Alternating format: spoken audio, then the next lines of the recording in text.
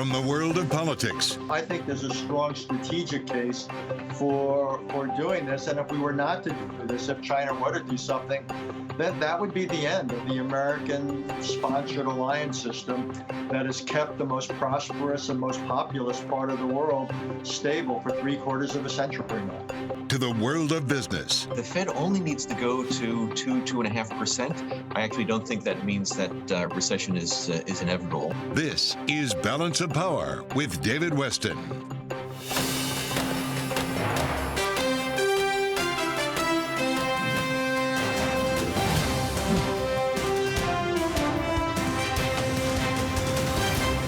From Bloomberg World Headquarters in New York to our television and radio audiences worldwide, welcome to Balance of Power. President Biden is wrapping up his Asian trip right now over in Tokyo, heading back to the United States. And to give us a recap of where we are at this point, we turn to our Washington correspondent, Joe Matthew.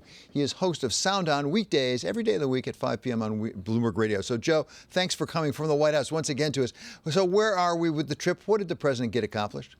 Well, it's basically in the books here, David. The president did plant a few seeds. It's going to take a little bit of time to see what grows here. But look, he's getting very good remarks in the region for simply showing up, having talked about the so-called pivot to Asia, like they say at the White House, for the better part of the year amid great distractions from Afghanistan to the war in Ukraine. A lot of this trip was about shoring up relationships, as I mentioned, just showing up, being present following some difficult days with the Trump administration. In terms of deliverables, as we discussed, the president unveiled the Indo-Pacific Partnership, his answer to the TPP, the Trans-Pacific Partnership that Donald Trump pulled the U.S. out of. We talked a little bit yesterday as well, having had about a dozen nations sign on to that deal. The president making some news unexpectedly with his remarks about defending Taiwan. That really gets to the heart of this journey, with China watching from afar here and the formal meeting of the Quad nations, including Japan, Australia, India, and of course the United States here. That meeting got the attention of Beijing, as expected, likes to refer to the alliance now as an Indo-Pacific NATO. And they did get some things done. It was more than just a photo op, David. In fact, they took some time to sign the United States onto a program aimed at illegal fishing by China. I am not referring to an email scam. I mean actual fishing for seafood. China likes to turn off transponders on a lot of its shipping and fishing vessels in Indo-Pacific waters. This is an attempt to crack down on that. Beijing calls those, by the way, groundless accusations. But these are the stories and the ideas about our relationship in the future with China that are going to inform the president's decision, David, on what we discussed yesterday, possibly lifting the tariffs on Chinese imports. We're talking about $300 billion in goods and a push and pull here between a message to China and to Americans if it does, in fact, lower inflation the way this administration hopes that it may. David?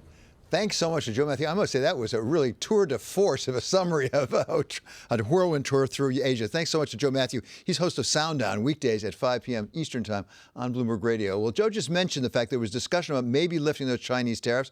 Well, U.S. Trade Representative Katherine Tai addressed that question just last evening on Bloomberg. She was speaking from Tokyo. With respect to the tariffs, our approach, as with everything in this relationship, is to be strategic. We have to keep our eye on the ball in terms of how to effectively realign the U.S.-China trade and economic relationship. And now we go to a true expert, not only in what goes on in the Senate, but also in trade negotiations. He's Senator Rob Portman, Republican of Ohio, a member of the Foreign Relations and Finance Committee. Senator Portman earlier served as the United States Trade Representative. Senator, great to have you back with us. Thank you. Let's pick up exactly with where Katherine Tai left off. None of us can disagree with being strategic. That sounds like a good idea. What does that mean when it comes to our tariffs on China, particularly at a time we're trying to get costs down because of inflation? Well, first, David, thanks for having me on. It's always great to be on with you and to get into some more depth on some of these issues. With regard to the Indo-Pacific economic framework we talked about earlier, unfortunately, that does not include market access, so it's not a trade agreement per se. If it were, it would help in terms of inflation. It would help in terms of reducing barriers in the region, and that's the next step that ought to be taken. I'm not saying it's a bad thing. I think it's a good way to sort of put our foot in the water again in the Indo-Pacific region.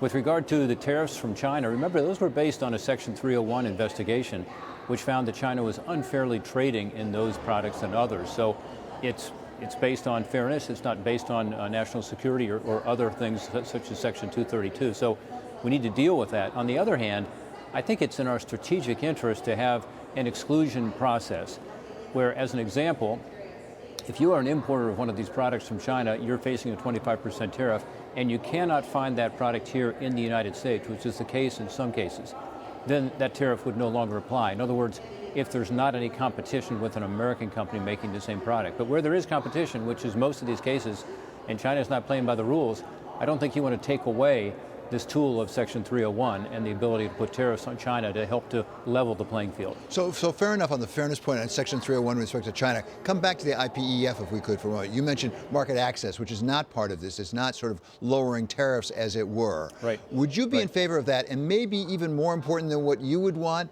is that politically doable up on Capitol Hill these days? I think what's doable is an agreement with Japan. Remember, during the Trump administration, there was phase one of an agreement with Japan to lower some of the barriers in Japan to our exports, including on the agriculture side, which was a breakthrough. I would say we're about 1/3 of the way toward an actual free trade agreement with Japan already because of that phase one.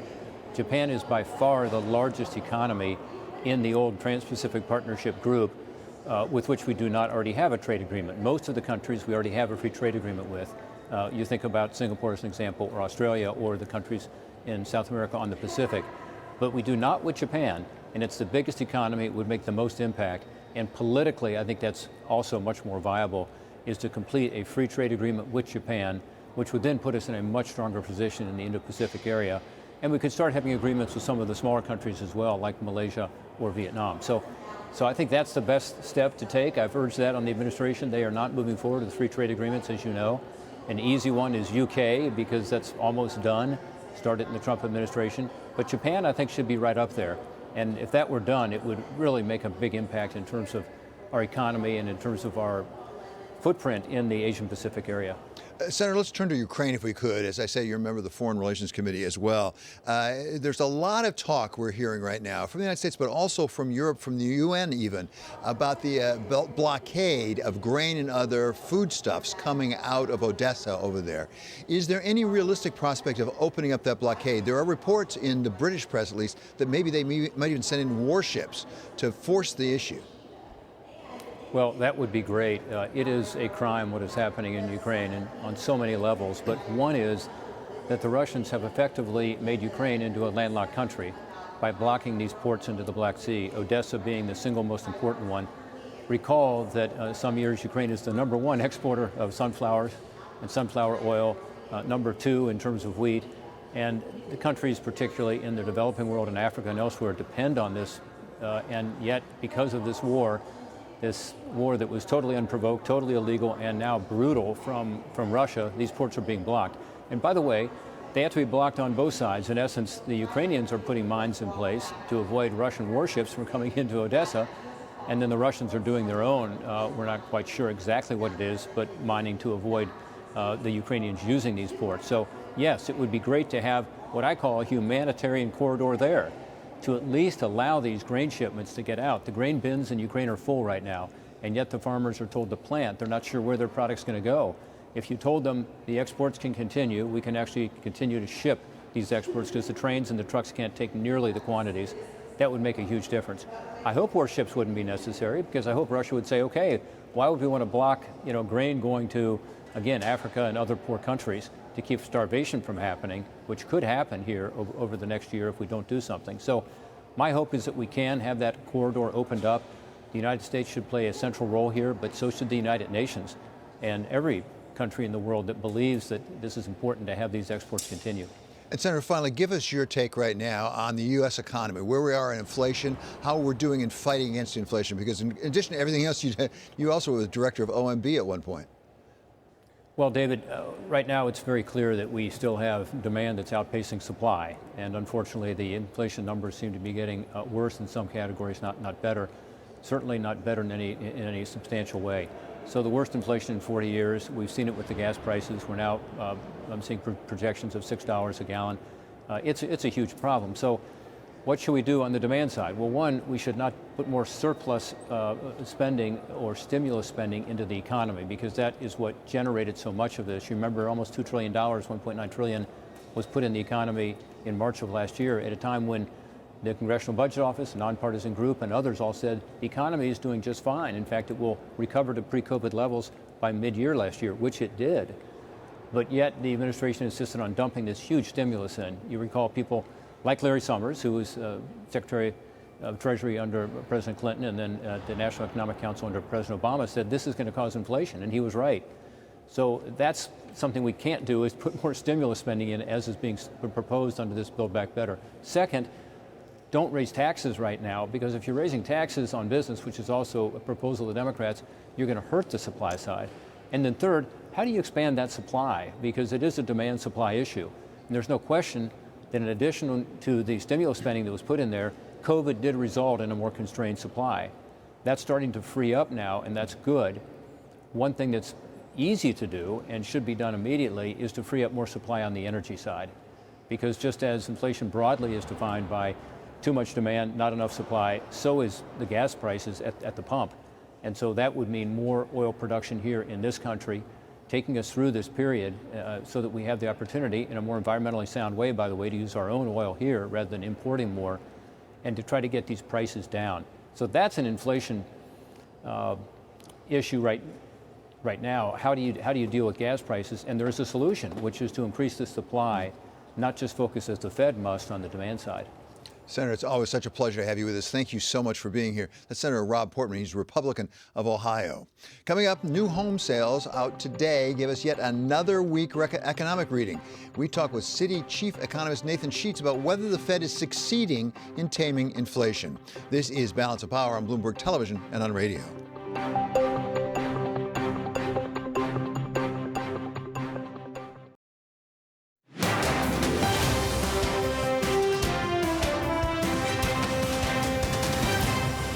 This is Balance of Power on Bloomberg Television and radio. I'm David Westin. There's news going on all around the world, and to keep you up to date on that news, we turn now to Mark Crumpton here with the first word. David, thank you. The Prime Minister of Spain, Pedro Sanchez, says there isn't anything more his government can do to lower energy costs beyond the cap Madrid already placed on natural gas prices.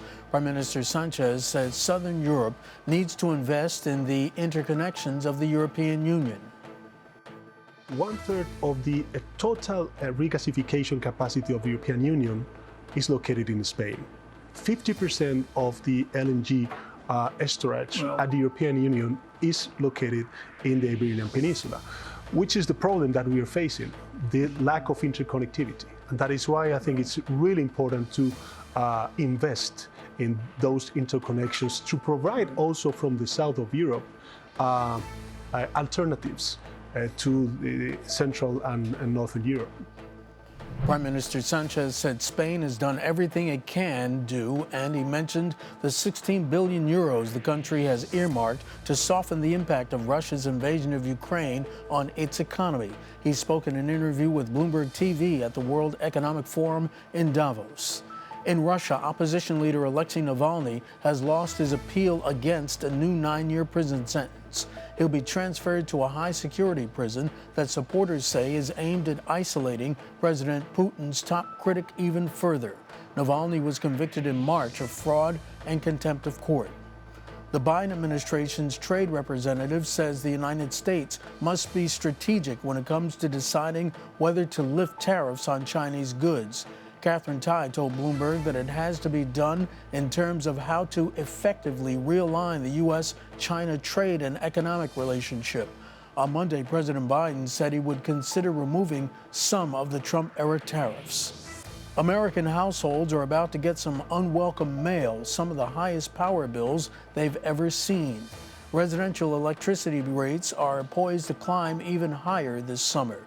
It's a combination of tight supplies of natural gas and coal, a drought in the West, and a nationwide forecast for extreme heat. Barclays estimates monthly bills will be more than 40% higher than last year's. Global news 24 hours a day, on air and on Bloomberg Quick Take, powered by more than 2,700 journalists and analysts in over 120 countries. I'm Mark Crumpton. This is Bloomberg. Thank you so much, Mark. Well, we have new economic data today, and once again, they are on the weak side with both new home sales and PMI numbers coming in weaker than expected. Particularly new home sales were down something like 17% month over month. To give us a sense of what this means for the economy, we turn now to Nathan Sheets. He's Citi Global Chief Economist. So, Nathan, thanks for being back with us. I guess my question is the Fed getting its way? Is this what we need to do in order to get inflation under control? Well, the Fed's hiking rates in order to bring down inflation, but necessarily that's going to entail some slowing in the economy. And I think that's what we're starting to see. Certainly with higher mortgage rates and today's data for new home sales, we're seeing that the housing market start to cool. I think the key question is how much slowing of the economy will be necessary in order to address the inflationary pressures. And then I would say a similar question that's operating in parallel is how much help is the Fed going to get from the outside world? And specifically, we're in the midst of a series of supply shocks. Commodities, supply chains, geopolitical circumstances. And we see any unwinding in those effects in coming months. If the answer is yes, then maybe the Fed won't have to be as aggressive and slow growth as much. If the answer is no, then the Fed may need to be quite aggressive and the probability of recession increases correspondingly. We get GDP numbers out on Thursday. Does the Fed want strong numbers or not so strong numbers? I think they want Goldilocks numbers, somewhere in between. Not too hot, which would suggest they've got a lot of work to do to slow the economy, but also not too cold. I think that Jay Powell and his colleagues are still sincerely hoping, and I use the word hope advisedly, that there's a saying in the markets that hope is not a strategy. But I think Jay Powell and his colleagues are sincerely hoping that they're able to still achieve the soft landing. But bringing about is going to be a very tricky, challenging proposition for them. How are they doing on communicating, would you say, Nathan? I mean, you've worked there. What do you think about the job they're doing and letting us know, let the markets know what's coming down the road? I think that once they made the decision to pivot toward more vigorous policy, that their communication has been quite clear and effective. And I think that the key indicator of that is so far they've only moved their policy rate by 50 basis points. But we've seen significant moves at the longer end of the yield curve in terms of interest rates. We've seen a significant response in the equity market. We've seen a significant response in the dollar. The markets are pricing in a lot more than the Fed has actually done so far. And I think that is the key hallmark of credibility and effective communication. Nathan, we never want to have you on without asking about China, because you really are an authority on China. You have spent a lot of time on that economy. What's going on with the Chinese economy? And perhaps just as important, how much will that affect what's going on with the United States economy? Well, as many challenges as the United States has economically, I would say China has an equal, if not greater, challenge. At the moment, the most imminent difficulty they have is managing the dynamic zero COVID policy. And they've got a series of lockdowns, but they're trying to maintain a reasonable pace of economic growth. And that's proving to be a very challenging proposition for Xi Jinping and other Chinese authorities.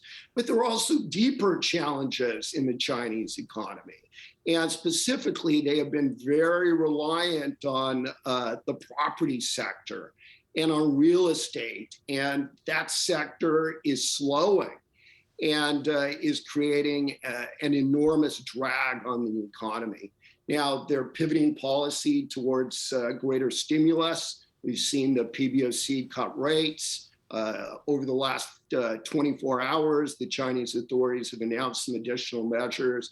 But landing the economy in a stable way, which is Xi Jinping's objective, which would look something on the order of maybe 5% growth, plus or minus a little bit for this year. That also is going to be a challenging proposition for them. The global picture right now is a very difficult one, about as nuanced and complex as I can remember for at least a decade, since the time of the global financial crisis. Okay, Nathan, it's always a great pleasure and privilege to have you with us. Thank you for your time. That's Nathan Sheets. He's Citi Chief Global Economist. Coming up, markets taking a tumble today, triggered in part by Snap. We check in with Kriti Gupta. This is Balance of Power on Bloomberg Television and Radio.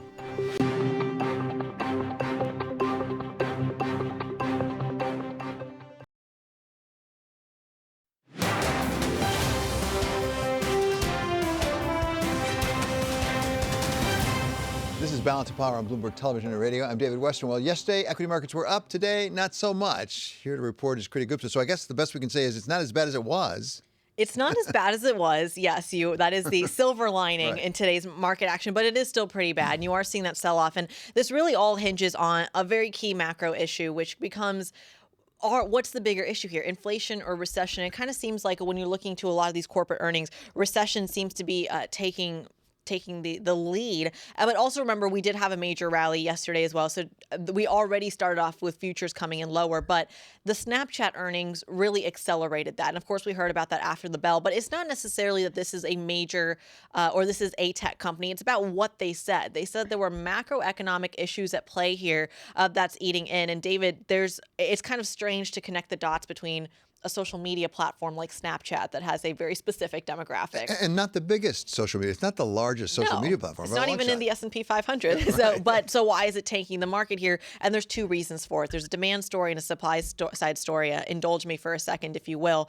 The demand side story is simply this. It is a company that works off of ad revenue at its core. It is something that, similar to Facebook or Alphabet, for example, does work off that. But if companies are concerned about whether or not the end consumer actually is going to spend that money, why even advertise in the first place? That's the demand side. The supply side is, we've been talking about shortages and supply chains for so long. If you start to have shortages, you can't meet that production capacity. Why would you advertise product that isn't there to sell? And already you're seeing, say, even car companies have this issue where they're actually cutting back on ad revenue. And also on top of that, if you're in a recession, or if you're in a slowdown, what's the first thing to cut? And ad revenue tends to top that list. And we've known that in broadcast media for a long time. So there might be a little schadenfreude today as some of the broadcast folks say, oh, you know what? New media is not so new after all. No, it's really not. It does come down to ad revenue. It's very, very exposed to the economic cycle. And that gets cuts first. Thank you so much, Kriti Gupta, for that report on the markets. Coming up, hipster antitrust in the Biden administration. Is it changing the rules of the game? We're going to talk with our resident antitrust expert,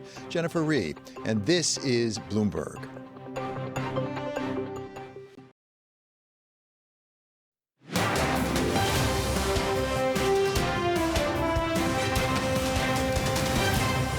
Balance Power on Bloomberg Television and Radio. I'm David Westin. We want to keep up to date on news from around the world. And for that, we turn to Mark Crumpton here with the first word.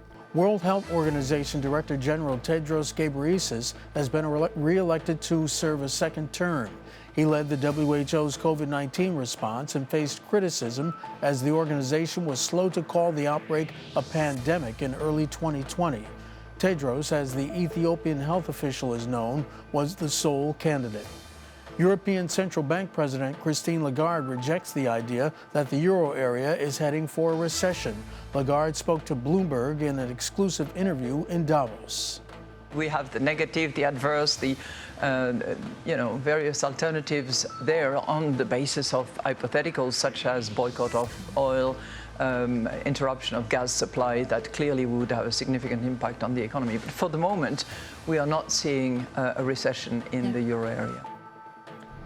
Madame Lagarde spoke a day after laying out the vision for the ECB's next steps. It's likely to exit negative interest rates by the end of the third quarter. Strategists at Goldman Sachs and Bank of America see more stock losses before the Fed signals an end to monetary tightening. B of A writes that the Fed has offered no help to risk assets and appears far from stepping in. Goldman says the sell-off will reach a bottom once the Fed signals an end to tightening, and that may not happen until a recession is apparent. More Americans are quitting their jobs than ever, and fewer are sticking around in their new positions. Among workers who took a new job in 2021, the share who had been in the previous position for less than 12 months rose by 6.5% compared with a year earlier. That's according to LinkedIn. Global news 24 hours a day on air and on Bloomberg Quick Take, powered by more than 2,700 journalists and analysts in over 120 countries. I'm Mark Crumpton. This is Bloomberg. Thank you so much, Mark. President Biden has made antitrust a priority in his fight against inflation, and his administration has talked about being much more aggressive in enforcing antitrust laws, and especially when it comes to private equity acquisitions. On Friday, former Treasury Secretary Larry Summers expressed his reservations about where this could lead. What I think is badly misguided and potentially dangerous to our economic future is the set of doctrines that people jokingly refer to as hipster antitrust. That's a theory that says antitrust shouldn't be about maximizing benefits to consumers. That tilts very easily into a kind of dangerous populism. That's Larry Summers, former Treasury Secretary. We turn now to our resident expert in antitrust, Jennifer Reed. She's Bloomberg Intelligence senior analyst for antitrust litigation. And in case you have any doubts, she's actually litigated these cases, so she knows what she's talking about. So, Jen, thanks so much for being with us. What about what Larry says? Do we have a risk here of going beyond the traditional approach to antitrust into something like neo-Brandisian following Louis Brandeis? Well, I think there's a real risk, David, because you have enforcers that have been appointed by Biden, and as well as people within the Biden White House that adhere to that sort of a policy or a doctrine.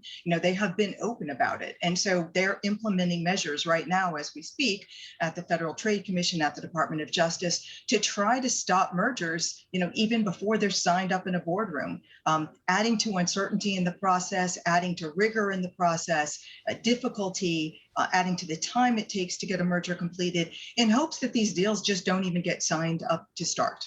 So what about what they've actually done as opposed to what they talked about doing? We all remember when Lina Khan was appointed the chair of the FTC, there's a lot of concern about her because she'd been very explicit about wanting to go after particularly big tech. Has she done anything, though? She's really been, it's been difficult for her to do anything because up until recently, she had a 2-to-2 partisan split at the Federal Trade Commission. Everything has to be done by a majority vote at the FTC. Unlike at the DOJ, there were 2 Democrats and 2 Republicans until just last week when the 5th commissioner was finally put into place. So now she'll have a 3 Democrat majority to actually take some steps that are more aggressive. For the last almost year or so, since Rohit Chopra left the FTC for the CFPB, she's kind of been stuck in a situation where more aggressive measures really can't be undertaken because she couldn't get the vote she needed. So I think what we have ahead is going to be very different from what we've seen in the last year at the Federal Trade Commission. In the meantime, go across the aisle, as it were, to the Antitrust Division and Jonathan Kanter. He didn't have quite the high profile that Lina Khan did coming into the job. What has he been up to at the Department of Justice? He did not, and he has been quietly lethal over there at the Department of Justice. For those proponents of really aggressive antitrust enforcement, I'm not so sure if he's getting his due yet. Right now, he has 5 active merger cases in litigation. He has continually talked about his preference to sue to block a deal if it's anti-competitive, rather than trying to reach some settlement like divesting assets or agreeing to a behavioral remedy in order to let a broader deal clear. And he's been good to his word. He hasn't settled that many cases, and he has brought several suits. He has 5, some lead to abandonment. 5 of them are being litigated right now. So he's, putting his money where his mouth is and doing what he says he's going to do. And I think we should expect a lot more of that going forward. So, Jen, the thing that triggered Larry Summers actually was Mr. Kanter coming out and really saying specifically about private equity that there are problems there that they really need to address. They need to be more aggressive. It wasn't clear to me in reading the remarks exactly what he's talking about. Do we have a sense of what he thinks the problem is? Because Larry said, look, if private equity people are doing things they shouldn't be doing under Section 1 or Section 2, we'll go after them. But is there something special about private equity? So I think this is what the approach is. I think there is a concern that private equity structures deals or does these very small deals that fall under the radar of the Hart-Scott-Rodino Filing Act. In other words, they don't have to get filed with the government and wait to close for this mandatory screening period. And if they can do one after another little deals like that, it has a tendency perhaps to aggregate or consolidate assets in a certain industry under one private equity parent. So I think one thing that Cantor would like to do is be more vigilant about those deals that aren't filed with the government, don't have that mandatory waiting period. Watch for those and maybe try to go after those because they do have the legal authority to do that even if the deal's closed. Now, the second thing is historically, private equity has been a pretty good buyer for divested assets for other mergers, for strategic mergers, where the remedy is to sell off some piece of a business to allow the broader merger to close. Private equity can be a good buyer because sometimes a buyer that's already in the industry has its own antitrust problems with buying the assets. And I think Cantor intends to curtail that kind of activity too, and kind of take out most of private equity or take it out most of the time as a prospective buyer of divested assets. And the last thing they may be paying attention to is this funny little prohibition under the antitrust laws that people don't talk about very much, called the prohibition against interlocking directorates. And this prevents one person from participating on the boards of competing companies. And that is sometimes happens with private equity. Usually, if that does happen, the answer is just that this person gets off one board. But in this case, I think Cantor might be thinking about actually filing cases, having to get into a consent order, which then is monitored for 10 years and allows the DOJ access to you and to your documents. And so it's a more difficult answer to violations of the interlocking directorate's prohibition. How about that? Clayton Act comes back. Once again, as I recall, there's a provision in the Clayton Act that says you can't do that. Thank you so much. I really appreciate it, Jennifer. That's Bloomberg's Jennifer Rhee, and she is a true expert when it comes to antitrust. Coming up, ECB rate hike prospects. What ECB President Madame Lagarde told Bloomberg's Francine Lacqua earlier today over in Davos. This is Balance of Power on Bloomberg Television and on radio.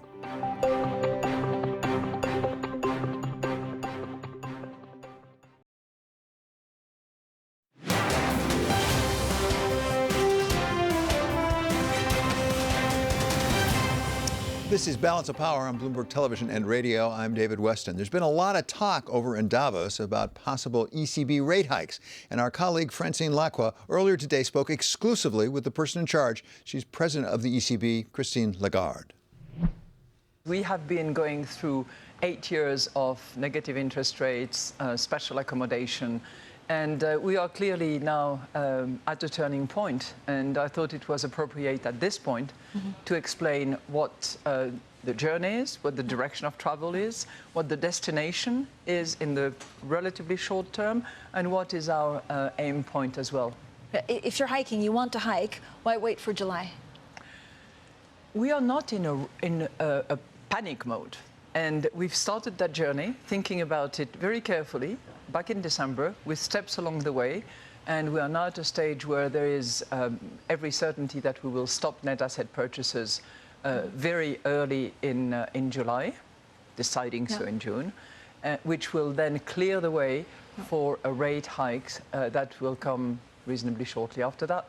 So is there a danger that because of the timetable, which of course, goes to the credibility of the ECB, which is we do QE first or we unwind that and then go into interest rates, that you miss a curve of inflation? I don't think so. I think that, anybody who is very careful about analyzing realizes that we are in a situation which is vastly different from that of the United States.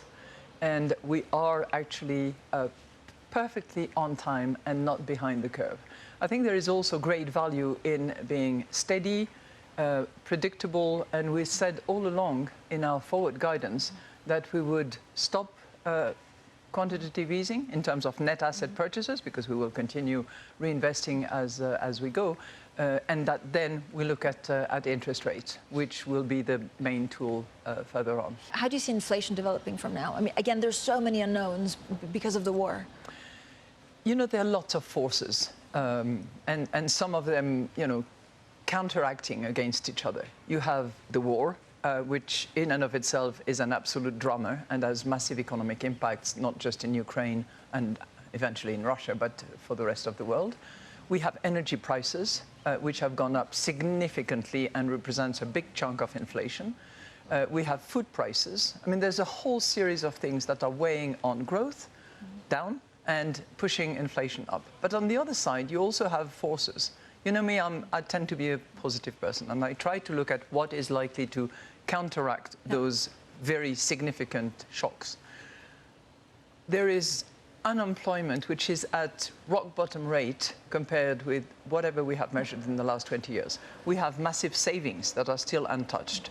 And we have, look around. There is a summer season that is coming up in Europe in particular, which is a destination of tourism by all accounts. Everything is chock-a-block in Europe at the moment. Try to book a flight, try to book a hotel room. It's completely blocked. And people are just catching up with what they've been missing. So services is recovering, and that is going to be one of the counter force that will act. How likely is it that the Eurozone goes into recession?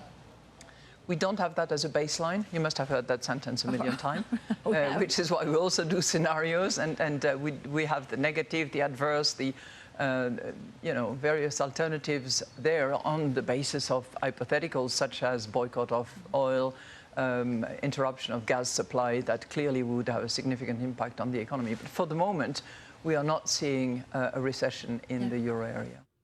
That, of course, was ECB President Christine Lagarde speaking exclusively to Bloomberg's Francine Lacqua in Davos earlier today. Coming up, we're going to talk with one of the original sponsors of what's become the Competitiveness with China bill, Republican Senator Todd Young of Indiana. This is Balance of Power on Bloomberg Television and on radio.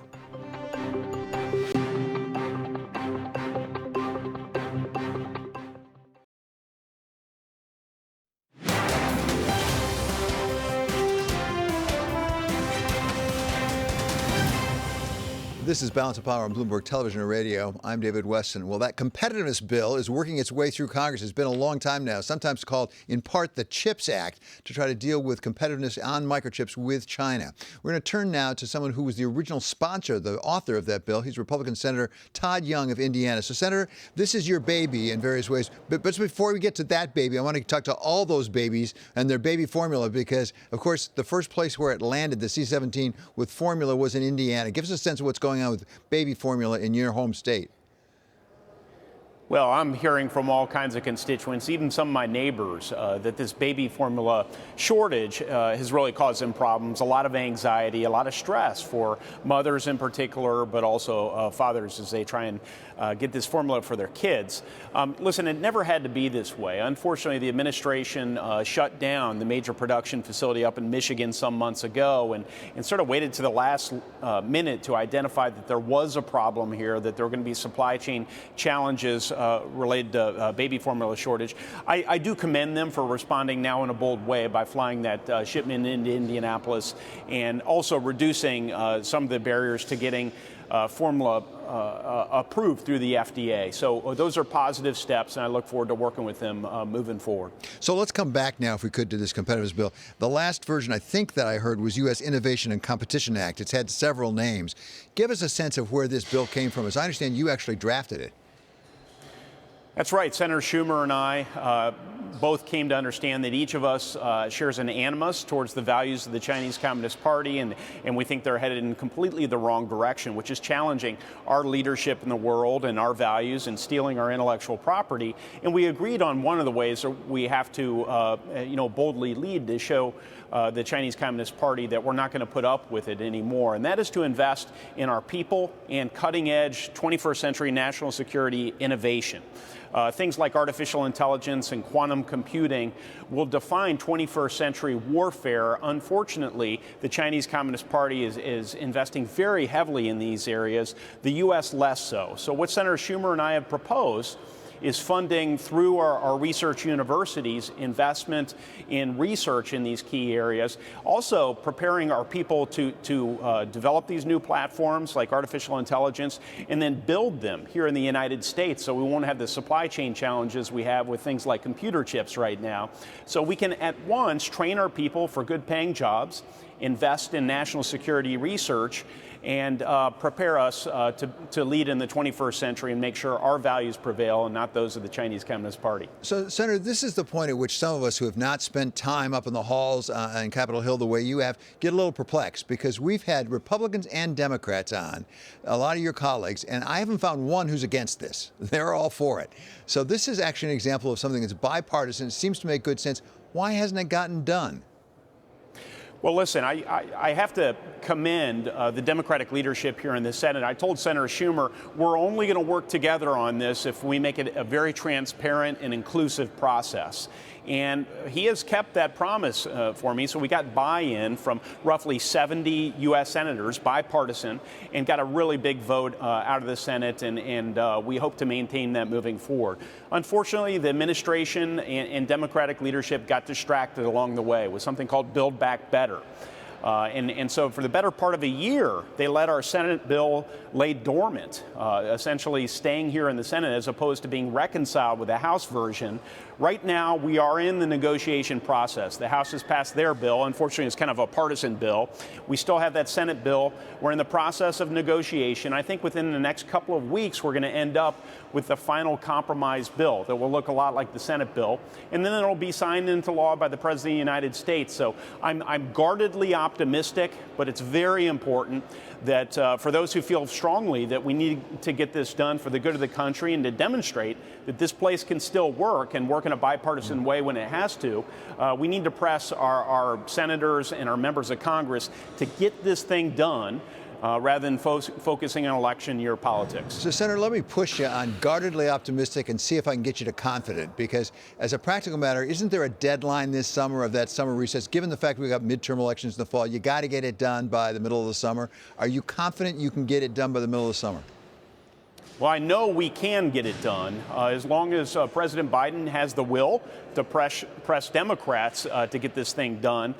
Republicans here in the U.S. Senate are on board. I think the Democrats in the Senate are on board. I think the real challenges will be in the House of Representatives, but all of that can be addressed if the president says, listen, we're going to make sure this thing remains bipartisan. We're going to make sure that this is a priority even during an election year.